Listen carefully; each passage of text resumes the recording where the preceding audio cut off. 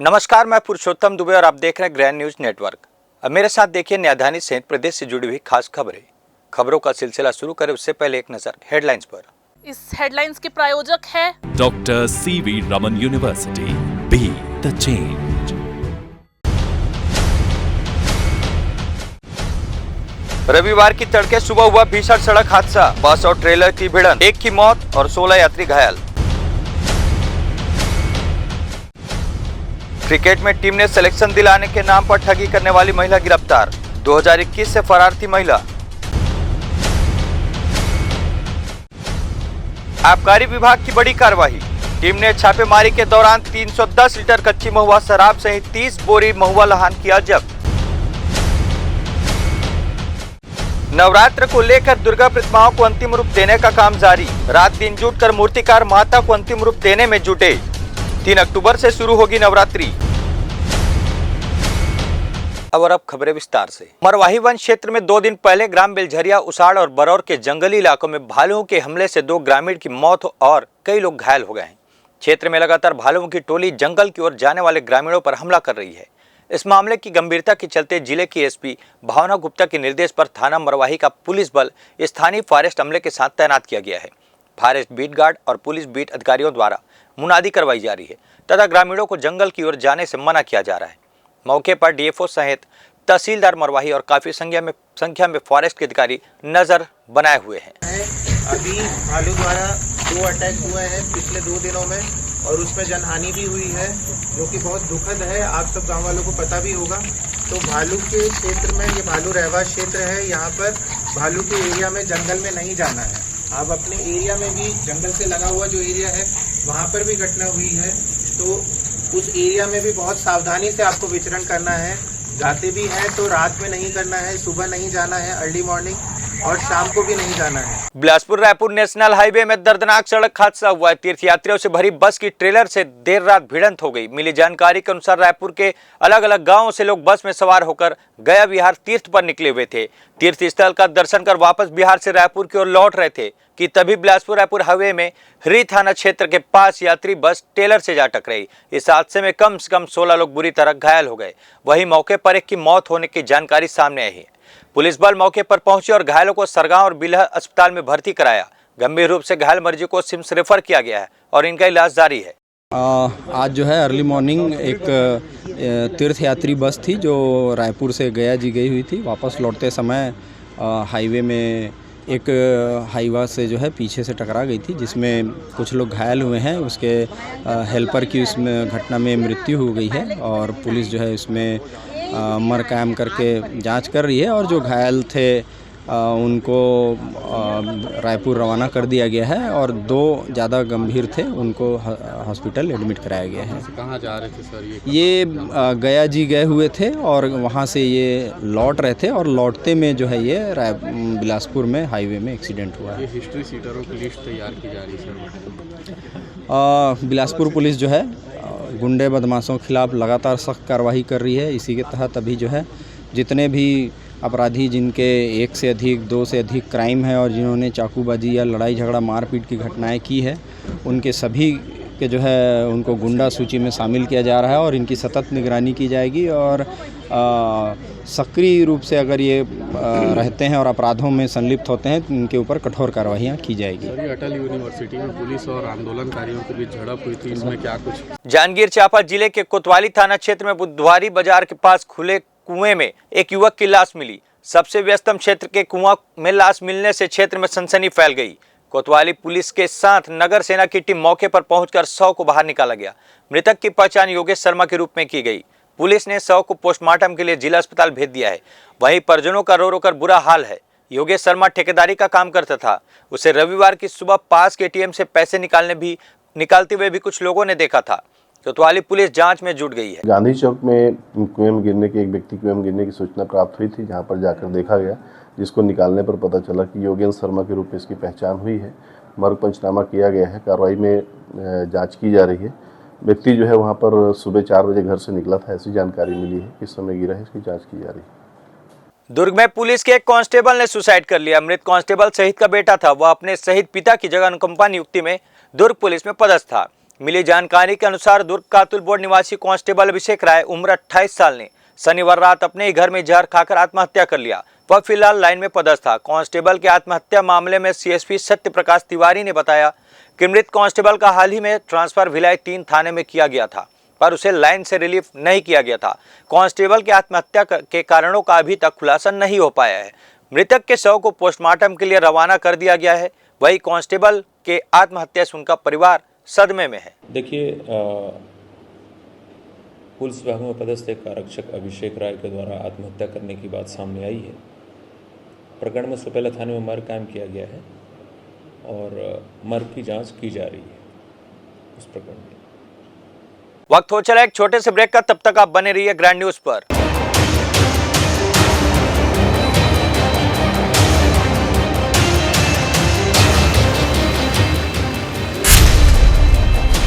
Dr. C.V. Raman University offers high-quality education to students, particularly those from difficult geographical areas of central India.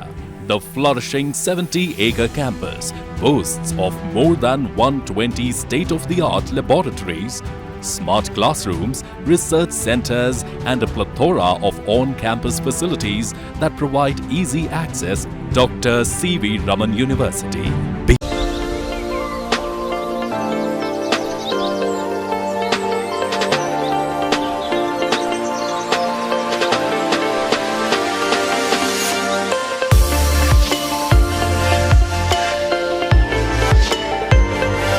कभी सोचा है आपने, जब अपनी मेहनत की कमाई बैंक में जमा करते हैं तो आपको डर क्यों नहीं लगता? क्योंकि आपको भरोसा होता है कि पैसा सुरक्षित रहेगा। यही भरोसा हम क्रेडाई में लेकर आए हैं। यहाँ हर प्रॉपर्टी है भरोसे वाली और बुकिंग पर ऑफर्स की बरसात भी। क्रेडाई हाउसिंग एक्सपो, घर की बात भरोसे के साथ 27, 28, 29 सितंबर, Grand Lotus Tifra Bilaspur. Break के बाद आप सभी का स्वागत है। बिलासपुर के तिफरा में होटल लोटस में चल रहे 3 दिवसीय क्रेडाई हाउसिंग एक्सपो मेले में दूसरे दिन केंद्रीय राज्य मंत्री तोखन साहू और बेलतरा विधायक सुशांत शुक्ला पहुंचे। यहां सभी ने लगाए गए स्टॉल का अवलोकन किया और सभी को अपनी शुभकामनाएं दी। मेले को संबोधित करते हुए मंत्री तोखन साहू ने आश्वासन दिया कि क्रेडाई के बिल्डरों को आ रही दिक्कतों का समाधान आपस में बैठ और बातचीत करके जल्द से जल्द किया जाएगा। तो वहीं विधायक सुशांत शुक्ला ने कहा कि जब से बीजेपी की सरकार बनी है तब से बिलासपुर में अवैध काम बंद हो गया है। उन्होंने पूर्ववर्ती सरकार पर अवैध प्लाटिंग को बढ़ावा देने का आरोप लगाते हुए कहा कि अवैध प्लाटिंग जैसी विसंगतियों को 99% दूर कर दिया गया है। उन्होंने यह भी कहा कि अवैध प्लाटिंग करने वालों को बख्शा नहीं जाएगा। क्रेडाई हाउसिंग एक्सपो के अध्यक्ष सोहेल खान ने बताया कि हाउसिंग एक्सपो को इंडोर करने का पहला प्रयास सफल हो गया। यहाँ आने वाले ग्राहकों को विशेष छूट और ऑफर दिया जा रहा है। लोगों को इस मेले का सदुपयोग करने की जरूरत है। क्रेडाई का अजय श्रीवास्तव ने बताया कि एक्सपो लगे सभी स्टॉल रेरा रजिस्टर्ड प्रोजेक्ट हैं। ये सभी टाउन एंड कंट्री प्लानिंग और मास्टर प्लान के हिसाब से डेवलपमेंट करते हैं। उन्होंने यह भी कहा कि ग्राहकों के बजट के हिसाब से उनके प्रोजेक्ट्स हैं और जो ग्राहकों को पसंद आ रहे हैं उनके लिए बैंक फाइनेंस सुविधा भी एक ही छत के नीचे मिल रही है। लोगों के लिए एक सुनहरा अवसर है। अभी तीसरी बार प्रधानमंत्री बनने के बाद 1 करोड़ आवास गरीबों की सपनों को साकार करने के लिए 1 करोड़ आवास जो मध्यम वर्गीय परिवार है, गरीब वर्गीय परिवार के लिए पहले कैबिनेट की बैठक में स्वीकृति दिए हैं। 2 करोड़ आवास हमारे ग्रामीण क्षेत्रों में बनेंगे। एक बड़ा काम आम लोगों के लिए माननीय प्रधानमंत्री जी स्वीकृति दिलाए हैं। हर व्यक्ति का सपना होता है कि अपने सर के ऊपर छत हो, तो ये एक बड़ा काम गरीबों के लिए माननीय प्रधानमंत्री जी स्वीकृति दिलाए हैं। क्रेडाई जो संस्था है उस सपने को साकार करने के लिए एक देश में जानी पहचानी संस्था है। उसके माध्यम से करोड़ों लोग अपने सपने को साकार करते हैं। जो भी इनके बीच में समस्याएं होगी, सरकार उसे प्राथमिकता के साथ उसे पहल करके हल करने का प्रयास करेगी।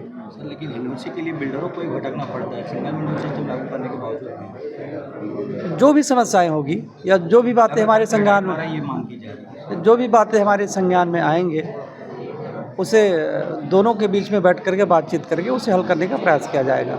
यहाँ क्रेडाई का सर एक्सपीरियंस कैसा रहा आपका, वो प्लीज़ हमारे साथ शेयर करिए। इतना बढ़िया हाउसिंग देखिए मुझे बहुत अच्छा लगा। क्रेडाई का जो मेला लगा करके लोगों को ग्राहकों को के लिए जो ऑफ़र दे करके और ग्राहकों की सुविधाओं को देख करके अच्छा मकान बने, समय पर मकान बने और ग्राहकों को विश्वास जीतना, ये मुझे बहुत अच्छा लगा। और ये एक अच्छी पहल है। बिलासपुर का नाम हो, बिलासपुर की पहचान हो। संज्ञान आ गया आपके? बिल्कुल बिल्कुल बिल्कुल, आप चर्चा करेंगे? बिल्कुल। जो भी समस्याएं होगी उसे हल करने का काम ये हमारा है। आने से बहुत सारी समस्याओं का इसी समाधान होता है। यहाँ पर हमारे बैंकर्स भी हैं, हमारे बिल्डर्स भी हैं। आए, बैठे, चर्चा करें, बातचीत करें और अपने सपने को साकार करें। ये क्रेडी हाउसिंग एक्सपो इस बार हमने पहली बार प्रयास किया है कि इसे इंडोर करें और ये प्रयास सफल रहा। बारिश पानी के बीच में भी बहुत सफल आयोजन रहा है हमारा। आप सबसे निवेदन है कि आइए और इन ऑफ़र्स का बहुत अच्छे से फ़ायदा उठाइए, क्योंकि ये ऑफ़र इन सिर्फ 3 दिनों के लिए है। आपको 3 दिन विज़िट करना है। इसके बाद दशहरा तक यदि आप बुकिंग करते हैं तो आप इन सभी ऑफ़र्स के लिए आपके लिए एलिजिबल रहेंगे। ऑफ़र्स जैसे अगर आप बुकिंग करते हैं तो आपको 5 ग्राम सोने का सिक्का मिलेगा और क्रेडी की तरफ से लगभग 3 लाख के गिफ्ट हैम्पर्स हैं जो ड्रॉ द्वारा प्रदान किए जाएंगे। आइए, आपका स्वागत है इस मकान और दुकान प्लॉट के महोत्सव में। भारतीय जनता पार्टी की विष्णुदेव साय जी और मोदी जी की गारंटी की सरकार बनने के बाद बिलासपुर में सभी प्रकार के अवैध काम बंद हैं और पूर्ववर्ती सरकार के लोगों को एक जवाब है कि बिलासपुर अब वापस अपने स्वरूप में आते जा रहा है, क्योंकि विसंगतियां बहुत हैं। पूर्ववर्ती सरकार ने प्रशासनिक मापदंडों को जो दरकिनार करके अवैध प्लाटिंग को बढ़ोतरी और या बढ़ावा दिया, उसको रोकने के लिए हम बहुत प्रयास कर रहे हैं और लगभग उसमें 99% सफल हैं। 1% की कमी है, वो व्यवहारिक दृष्टिकोण से, और आने वाले समय में आपको विश्वास दिलाता हूँ कि बेलतरा सहित समूचा बिलासपुर अवैध प्लाटिंग के शिकंजे या गिरोह से मुक्त होगा। किसी भी शहर के विकास के लिए, एक व्यवस्थित विकास के लिए क्या होता है, कोई भी चीज़ें नियमबद्ध तरीके से हो तो उसका विकास व्यवस्थित होता है। और मुझे लगता है जहाँ तक क्रेडाई और बिल्डर्स एसोसिएशन की बात है, जितने भी यहाँ पे स्टॉल्स लगे हैं वो सब रेरा रजिस्टर्ड प्रोजेक्ट हैं और वो जो भी हमारे टाउन कंट्री प्लानिंग का बिलासपुर का मास्टर प्लान है उस हिसाब से अपने डेवलपमेंट को करते हैं। तो और ग्राहकों को का मुझे लगता है कोई भी आम जनता की जो जमा पूंजी है, मतलब उनका एक उनकी ज़िंदगी का एक बहुत महत्वपूर्ण जो बोलते हैं ना बेसिक रिक्वायरमेंट है, रोटी, कपड़ा और मकान। तो मकान जो है उसमें शादी और मकान 2 चीज़ में आदमी बहुत ज़्यादा इन्वेस्ट करता है, पैसे जोड़ता है और वो अपने पूरे जोड़े हुए पैसे से एक मकान खरीदता है। और यदि उसमें कुछ गड़बड़ हो जाए तो मुझे लगता है उसके लिए उसके जीवन में सबसे बड़ा सेटबैक होता है। उस चीज़ों को दूर करने के लिए हम यहाँ पे एक मेले का आयोजन कर रहे हैं। जितने भी बिल्डर्स हैं, आपको एक चॉइस भी मिलती है कि मेरी पसंद का है कि नहीं, मेरे बजट में है कि नहीं, और वो गवर्नमेंट अप्रूव्ड है कि नहीं।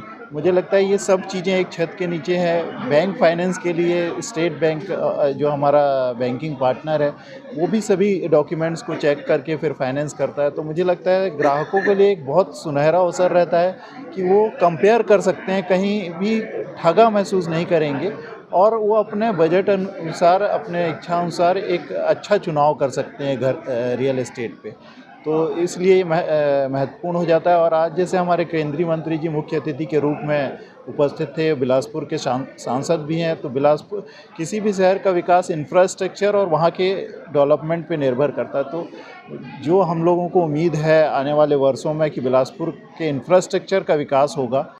प्रत्येक वर्ष की भांति इस वर्ष भी मां बमलेश्वरी मंदिर डोंगरगढ़ में नवरात्रि पर्व 3 से 12 अक्टूबर तक मनाया जाएगा। मेले में जाने वाले दर्शनार्थियों की सुविधा को ध्यान में रखते हुए रेलवे प्रशासन द्वारा गाड़ियों का अस्थायी ठहराव एवं कुछ गाड़ियों के विस्तार की सुविधा प्रदान करने जा रही है। गाड़ियों के डोंगरगढ़ व रायपुर तक अस्थायी विस्तार के साथ ही साथ कुछ दूरगामी एक्सप्रेस ट्रेनों का भी डोंगरगढ़ में दिनांक 3 से 12 अक्टूबर तक अस्थायी ठहराव दिया गया है। इसके अलावा दुर्ग से जम्मू तवी तक एक स्पेशल ट्रेन चलाया जा रहा है, जिसमें वैष्णो देवी जाने वाले भक्तों को ट्रेन की सुविधा मिल सके। यह ट्रेन 30 सितंबर को दुर्ग से जम्मू तवी के लिए रवाना होगी, जो 1 तारीख को जम्मू तवी पहुंचेगी। इस नई स्पेशल ट्रेन के शुरू होने से माता वैष्णो देवी के दरबार में जाने वाले भक्तों के लिए सुविधा होगी। खासतौर पर छत्तीसगढ़, मध्य प्रदेश, दिल्ली, हरियाणा से जाने वाले भक्तों को अतिरिक्त ट्रेन मिलने से उनका सफर और भी आसान हो जाएगा।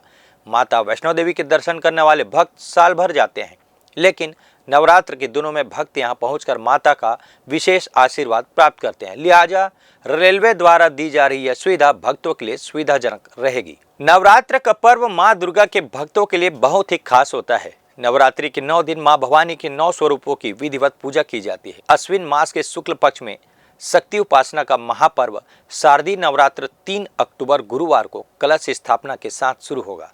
इस दिन से घरों से लेकर पूजा पंडालों में दुर्गा सप्तशती का पाठ आरंभ हो जाएगा। भक्त 9 दिनों तक मां की आराधना में जुटे रहेंगे। नवरात्रि के प्रथम दिन हस्त नक्षत्र, इंद्र योगेंद्र व जैद योग में पूजन होगा। मां दुर्गा का आगमन इस बार पालकी पर और विदाई चरणायुध पर होगा। इसके कारण मानव जीवन पर प्रतिकूल प्रभाव पड़ेगा। ऐसे में अब शारदीय नवरात्रि को बेहद कम दिन बचे होने के कारण मूर्तिकार भी मां दुर्गा की प्रतिमा को अंतिम रूप दे रहे हैं। हालांकि दुर्गा पूजा की शुरुआत 9 अक्टूबर से होगी, लेकिन नवरात्रि की शुरुआत 3 अक्टूबर से हो रही है, जिसके लिए मां दुर्गा की अधिकांश प्रतिमाएं तैयार हो चुकी है। इस बार माता पालकी पर आ रही हैं। ऐसे में स्वागत के लिए शहर भी सज धज कर तैयार हो रहा है। अगले 10 दिनों तक इसी तरह से भक्त माता की भक्ति में लीन रहेंगे। 3 अक्टूबर से शारदीय नवरात्रि की शुरुआत हो रही है और देवी माँ अपने भक्तों को दर्शन देने उनके बीच 9 दिनों तक रहेंगी और उन्हें अपना आशीर्वाद प्रदान करेंगी। इसे लेकर अब मूर्तिकार भी देवी माँ की जो प्रतिमाएं हैं उन्हें अंतिम रूप देने की कोशिश कर रहे हैं। आप मेरे पीछे देख सकते हैं, जो मूर्तिकार हैं वो दुर्गा माता की जो प्रतिमाएं हैं उन्हें अंतिम रूप दिया जा रहा है। आप देखिएगा कि जो दुर्गा माता की प्रतिमाएं हैं वो आकर्षक और भव्य और जो चेहरों में जो तेज है वो नज़र आ रहा है। ख़ास तौर पर जो मूर्तिकारों ने इस बार जो माता जी की डिज़ाइन जो प्रतिमाएं हैं उनको एक अलग स्वरूप देने की कोशिश की है। इसी तरीके से हम अन्य मूर्तिकारों के पास भी पहुँचे तो इसी तरह का जो माता जी का भव्य जो दिव्य नज़ारा है वो देखने को मिल रहा है। 3 अक्टूबर से नवरात्र की शुरुआत हो रही है, लेकिन जो दुर्गा पूजा है जो सप्तमी से शुरुआत होती है उसके लेकर भी पूरी मूर्तिकार अंतिम रूप जो प्रतिमाओं को हैं उसे दे रहे हैं। और अब जब ये पितर पक्ष ख़त्म होगा और नवरात्र की शुरुआत होगी तो एक तरीके से पूरे देश भर के साथ बिलासपुर में भी धार्मिक में जो माहौल वो नज़र आएगा। कैमरामैन राकेश मिश्रा के साथ आलोक अग्रवाल, ग्रैंड न्यूज़, बिलासपुर। ग्राम पंचायत से नगर निगम में शामिल होने के बाद ग्रामीण अंचलों में सुविधाओं में विस्तार होने की उम्मीद क्षेत्रवासियों को थी, जिसके बाद नगर निगम के द्वारा इन क्षेत्रों में धीरे धीरे बुनियादी सुविधाओं को बेहतर किया जा रहा है, जिससे वार्ड वासियों को परेशानियों का सामना न करना पड़े। खासतौर पर वार्डों में सीसी रोड और पाइपलाइन विस्तार के माध्यम से बुनियादी सुविधाओं को बेहतर किया जा रहा है। इसी कड़ी में वार्ड क्रमांक 42 से चंद्रशेखर आजाद नगर में 10 लाख रुपए की लागत से 200 मीटर सड़क बनाने का काम पूर्ण किया जाना है, जिसके लिए रविवार को भूमि पूजन किया गया। इस सड़क के बन जाने से यहाँ के रहवासियों को काफ़ी सुविधाएं होंगी, क्योंकि जर्जर सड़क होने की वजह से इन्हें आवाजाही में काफ़ी परेशानियों का सामना करना पड़ता है। बारिश के दिनों में भी यहाँ स्थिति खराब हो जाती है। यही वजह है कि क्षेत्रवासियों ने सड़क को बनाए जाने की शुरुआत पर खुशी जाहिर की है। उन्होंने कहा कि अगर नगर निगम के द्वारा अन्य सुविधाएं भी इसी तरह मुहैया करा दी जाए तो उन्हें नगर निगम में शामिल होने का अफसोस नहीं रहेगा। इस मौके पर वार्ड पार्षद ने भी सड़क निर्माण होने से क्षेत्र में विकास होने की बात कही। उन्होंने कहा कि लंबे समय से इस सड़क को बनाने की मांग की जा रही थी, जो आज पूरी हो रही है। भूमि पूजन कार्यक्रम में बड़ी संख्या में आसपास की महिलाएं और बुजुर्ग शामिल हुए, जिनके हाथों ही भूमि पूजन कार्यक्रम संपन्न कराया गया। अच्छी सुविधा होगी, क्या है बच्चे लोगों को स्कूल आने जाने में तकलीफ नहीं होगा। जो इतना दिन से नहीं हुआ, जो हमारे पार्षद हैं उनके आने से जो रोड बन रहा है वो सब के लिए सुविधाजनक है। कम से कम इस पंचायत को 20-30 साल से इसका प्रयास करते मतलब पंचायत का समय भी निकल गया। अब हमारे पार्षद महोदय के द्वारा लक्ष्मी यादव के द्वारा सहयोग से जो कार्य हो रहा है वो 4 के हित के लिए है, बच्चों के हित के लिए है, मतलब सकल हित के लिए है। अब आगे विकास। ये रोड की लागत 10 लाख रुपए की है और ये बहुत ही पुराना मतलब 40 साल हो गया लगभग देवरी खुर्द में निवासरत लोगों की ये मांग रही है कि ये रोड को बनवाया जाए करके, और उसको ध्यान में रखते हुए निरंतर इस रोड के लिए प्रयास करते रहे हैं। आज जाकर मेरे वार्ड की समस्त माता बहनों के आशीर्वाद से, माता सद्भैनिया के आशीर्वाद से आज ये संपन्न हो रहा है। आज इसका भूमि पूजन कर रहे हैं और इस रोड के लिए लगातार पंचायत काल से प्रयास किए जाते रहे हैं, लेकिन नहीं बन पाया था। आज इस रोड का निर्माण होने जा रहा है, जिसकी शुरुआत आज हम भूमि पूजन से कर रहे हैं।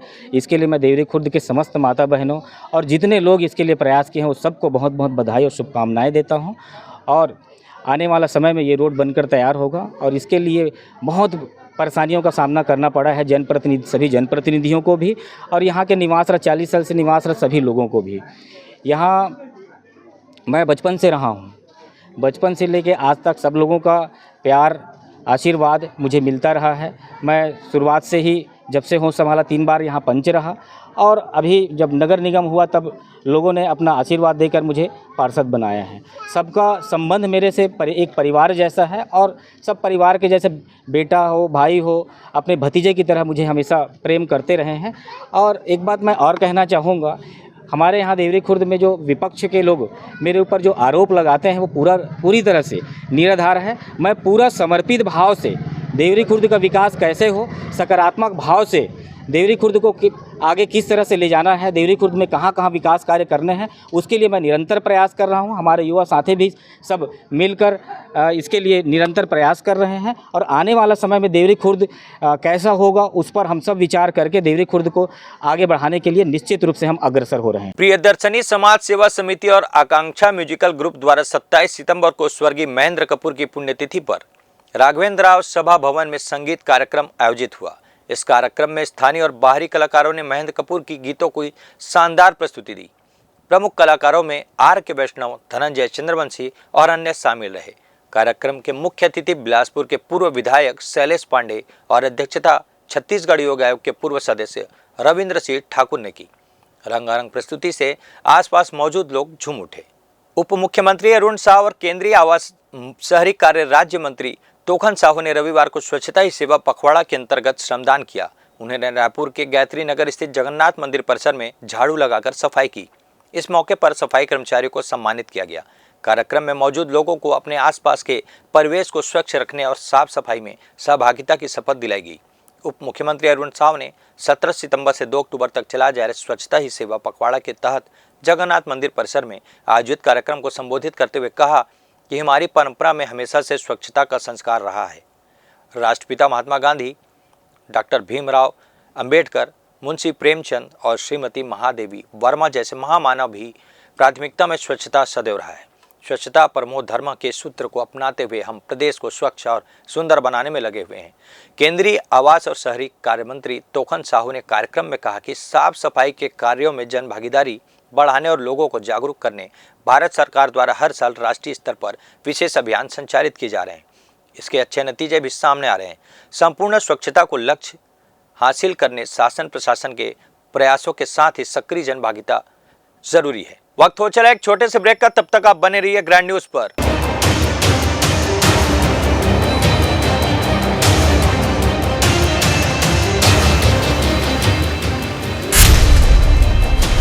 Dr. C.V. Raman University offers high-quality education to students, particularly those from difficult geographical areas of central India. The flourishing 70-acre campus boasts of more than 120 state-of-the-art laboratories, smart classrooms, research centers, and a plethora of on-campus facilities that provide easy access. Dr. C.V. Raman University.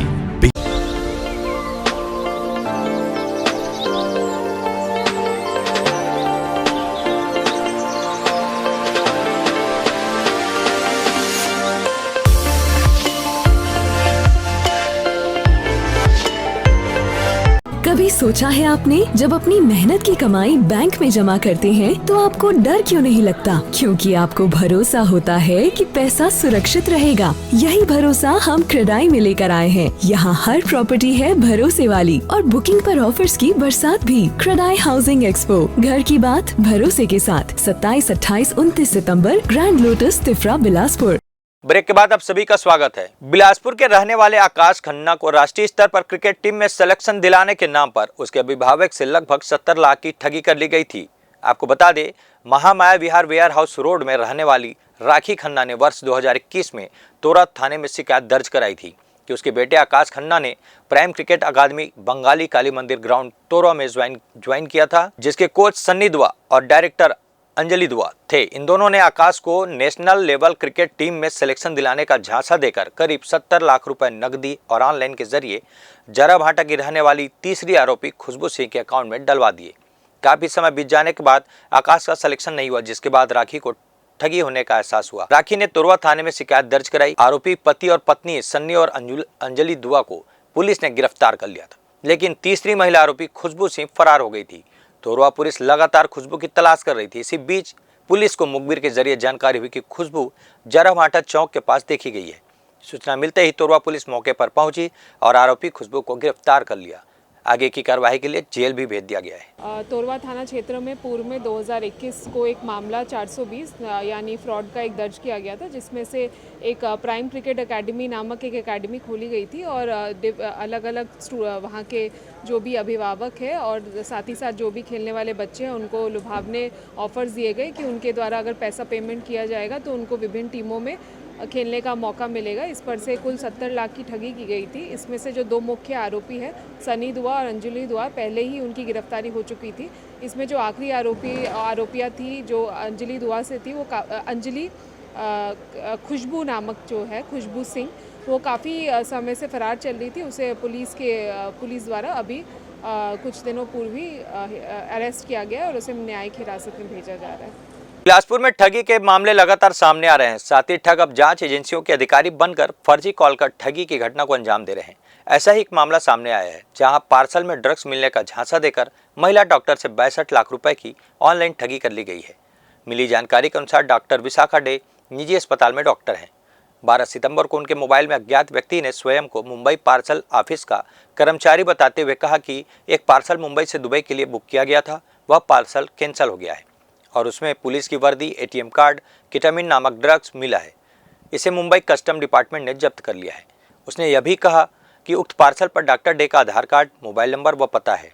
Doctor day ने उक्त parcel के संबंध में जानकारी नहीं होने की बात कही। इस पर उन्होंने कहा मामला सीबीआई को सौंप दिया गया है। उसके बाद सीबीआई अफसर बनकर उन्हें फ़ोन किया गया और सामान व बैंक अकाउंट की जाँच करने की बात कही गई। अकाउंट में जमा रकम उनके बताए गए बैंक खाते में भेजने व जांच के 2 घंटे बाद उक्त रकम वापस कर देने की बात भी कही गई। डर से महिला डॉक्टर ने अकाउंट में जमा 61,93,720 रुपए बताए गए बैंक खाते में ट्रांसफर कर दिए। 2 घंटे बाद भी पैसा वापस नहीं होने पर उन्होंने उक्त मोबाइल में संपर्क करने की कोशिश की तो मोबाइल बंद मिलने लगा। उसके बाद उन्होंने ऑनलाइन ठगी का एहसास हुआ और साइबर थाना पुलिस में डॉक्टर डे ने रिपोर्ट कर अज्ञात मोबाइल धारक के खिलाफ मामला दर्ज कराया, जिसके बाद साइबर पुलिस जांच में जुट गई है। एक प्रार्थिया के द्वारा जो है रिपोर्ट दर्ज कराया गया है कि उन्होंने दुबई पार्सल भेजा था, जिसमें उनको कॉल आया कि उसमें ड्रग्स है और इसके लिए आपके ऊपर कार्रवाई की जाएगी और इससे जो पैसे हैं वो आपके अकाउंट में उसके व्यवसाय के पैसे हैं, इसलिए वो अकाउंट जो है हमारे आरबीआई की टीम जांच कर रही है, जिस पर ट्रांसफ़र करें ऐसा बताकर उनको जो है अपने खाते में पैसा ट्रांसफ़र करा लिया गया। बाद में जो है उनको ठगी का एहसास हुआ तो उन्होंने पुलिस में कंप्लेंट दर्ज कराया गया है और इसमें रेंज साइबर थाने में अपराध दर्ज किया गया है। अभी जो है कार्रवाई की जा रही है। अवैध रूप से शराब बेचने वालों की इन दिनों सामत आई हुई है। आबकारी के साथ साथ पुलिस भी अपनी नजरें इन पर टेढ़ी कर चुकी है। इसी कड़ी में कोनी पुलिस ने थाना क्षेत्र में महामाया नगर वार्ड 64 बिरकोना में अवैध शराब बेचने वाले सूरज अवधेलिया को 8 लीटर कच्ची शराब के साथ गिरफ्तार किया है। आरोपी के खिलाफ आबकारी एक्ट के तहत कार्रवाई कर जेल भेज दिया गया है। जांजगीर चांपा जिले के बलौदा थाना अंतर्गत जीडी कॉलोनी में चोरों ने एक ही रात में 4 सूने घरों को निशाना बनाकर लाखों रुपए के सोने चांदी के जेवरात पर हाथ साफ कर दिया है। घटना के बाद कॉलोनी में दहशत का माहौल है। चोरों ने आधी रात को इंजीनियर, टीचर, नायब तहसीलदार और अधीक्षक के घरों में चोरी की वारदात को अंजाम दिया है। चोरी की यह घटना कॉलोनी में लगे सीसीटीवी कैमरे में कैद हो गई, जिससे चोरों की हरकतें साफ देखी जा सकती है। अनुमान है कि चोर लाखों रुपए के सोने चांदी के गहनों के साथ फरार हो गए। इस वारदात के बाद जीडी कॉलोनी के लोग दहशत में हैं और पुलिस से सुरक्षा की मांग कर रहे हैं। बलौदा पुलिस ने मामला दर्ज कर लिया है और चोरों की तलाश के लिए जांच शुरू कर दी है। पुलिस सीसीटीवी फुटेज के आधार पर जल्द ही आरोपियों की पहचान करने की कोशिश कर रही है। पुलिस अधिकारियों का कहना है कि चोरों को पकड़ने के लिए विशेष टीम गठित की जाएगी। बलौदा थाना क्षेत्र के बलौदा शहर में जीएडी कॉलोनी में चोरी की सूचना प्राप्त हुई है, जिसमें अज्ञात चोरों के द्वारा वहां 5 मकानों में चोरी का प्रयास किया गया, जिसमें 3 मकानों से नकदी राशि और कुछ जेवरात की चोरी करने की सूचना है। बलौदा पुलिस के द्वारा एफआईआर पंजीबद्ध कर मामले की जांच की जा रही है। जांजगीर के मड़वा पावर प्लांट की कॉलोनी में भी इसी प्रकार की चोरी हुई थी। अनुमान है कि दोनों गिरोह एक ही हो सकते हैं। पुलिस इन दोनों घटनाओं में एक ही गिरोह को मानकर आगे की जांच कर रही है। जांजगीर चांपा जिले के पामगढ़ थाना क्षेत्र में कच्ची महुआ शराब पर बड़ी कार्रवाई की गई है। पुलिस और आबकारी विभाग की संयुक्त टीम ने कमरीद सबरिया डेरे में छापा मारकर लावारिस हालत में 310 लीटर कच्ची महुआ शराब और 30 बोरी महुआ लहान जब्त किया है। कार्रवाई के दौरान शराब बनाने के लिए उपयोग होने वाले सिल्वर का तबेला भी जब्त किया गया। जब्त शराब और लहान की कुल कीमत 76,500 रुपये आंकी गई है। पामगढ़ पुलिस और आबकारी विभाग की संयुक्त कार्रवाई के दौरान महुआ लहान को मौके पर ही नष्ट कर दिया गया। यह अभियान अवैध शराब कारोबार के खिलाफ चलाए जा रहे विशेष अभियान का हिस्सा बताया जा रहा है। पुलिस के अनुसार इस कार्रवाई का उद्देश्य क्षेत्र में अवैध शराब के उत्पादन और बिक्री पर रोक लगाना है। आगे की जांच जारी है और आरोपियों की तलाश की जा रही है। पामगढ़ पुलिस को मुखबिर से सूचना मिली थी कि पामगढ़ थाना क्षेत्र के कमरीद गांव में कुछ लोगों के द्वारा अवैध शराब निर्माण कर बिक्री किया जा रहा है, जिस पर पुलिस और आबकारी की संयुक्त टीम के द्वारा वहां पर छापेमारी की कार्रवाई की गई, जिसमें लगभग 300 लीटर महुआ शराब तथा शराब बनाने की महुआ लहान के 30 बोरा महुआ लहान और 15 उसमें बर्तन जब्त किए हैं। इस पूरी कार्रवाई में पुलिस और आबकारी की टीम साथ में रही। तो ये थी आज के बुलेटिन की तमाम खबरें। अगले बुलेटिन में फिर होगी आपसे मुलाकात। तब तक के लिए मुझे मेरी टीम के साथ दीजिए इजाजत। नमस्कार।